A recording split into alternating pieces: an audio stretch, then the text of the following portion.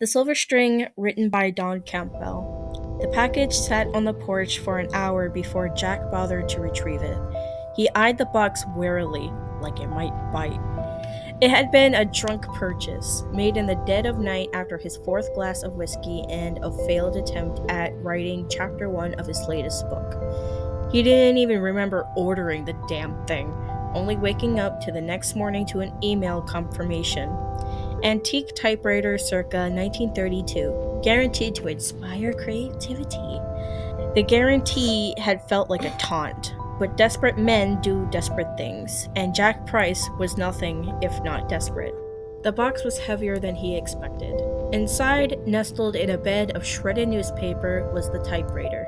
Black lacquered metal, sleek and somehow menacing. The keys gleamed like tiny waiting teeth. Jack lifted it out, grunting at the unexpected weight, and set it on the scarred wooden desk by the window. He ran his fingers over the keys. They felt cool and smooth, almost alive. Well, He muttered, pouring himself a fresh glass of whiskey. let's see if you're worth it. At first, nothing happened. Jack stared at the typewriter for an hour, the blank sheet of paper mocking him. He tried to start his novel again, but the words dried up before they reached his fingers. Another whiskey, another failure. He almost gave up, but as soon as he stood to leave, his fingers brushed the keys and the typewriter let out a soft click. The key hadn't moved, but it felt as though the machine had shivered beneath his touch. Jack sat back down, staring. Something about the typewriter felt expectant. Fine, He said, rolling his shoulders. let's try again. He placed his fingers on the keys and began to type, and the words came. They poured out of him like water bursting through a dam, flooding the page. The characters, the setting, the plot twists, it all flowed effortlessly, as though the story had been lying in wait, just waiting for him to find it. By the time Jack stopped writing, it was dawn. A stack of perfectly written pages sat beside the typewriter. For the first time in years, Jack felt alive. It wasn't until the third day that Jack noticed the strings. He had been typing for hours, lost in the story, when a sharp pain in his wrist pulled him out of his trance. He rubbed at the spot absent-mindedly, then froze. The thin silver threads extended from his wrists, trailing down into the keys of the typewriter. They gleamed in the lamplight, taut and vibrating slightly, as if they were alive.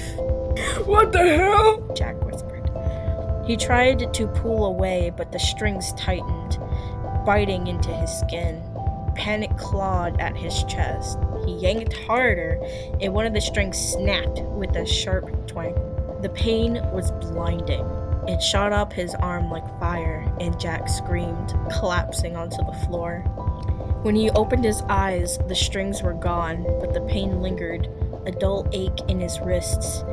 The typewriter sat silently on the desk, its keys gleaming like teeth. Jack tried to stop using the typewriter, but the urge to write became unbearable. It gnawed at him, a constant itch just beneath his skin.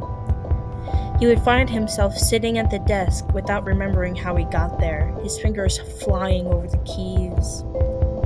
And the stories were brilliant, better than anything he'd ever written before.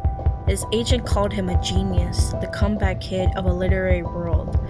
The first book sold out before it even hit the shelves, but Jack was changing. He slept less, ate almost nothing. His reflection in the mirror grew gaunt, his skin stretched tight over his cheekbones. The silver strings returned, more of them now, snaking from his wrists and forearms into the typewriter. They pulsed in time with his heartbeat. One night, he woke to find himself standing at the desk, typing furiously. The paper in the carriage wasn't blank anymore. It wasn't his book either. The words on the page were foreign, written in a language he didn't recognize.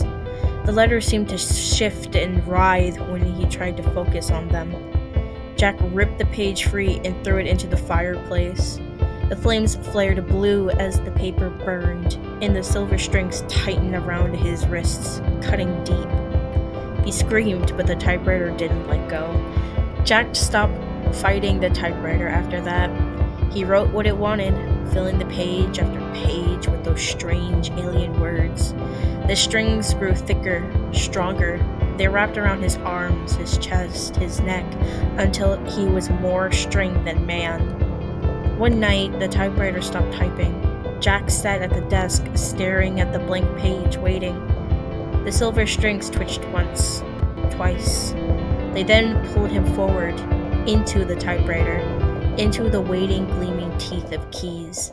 When the typewriter began to type again, it was no longer Jack's hands pressing the keys. It was something else entirely.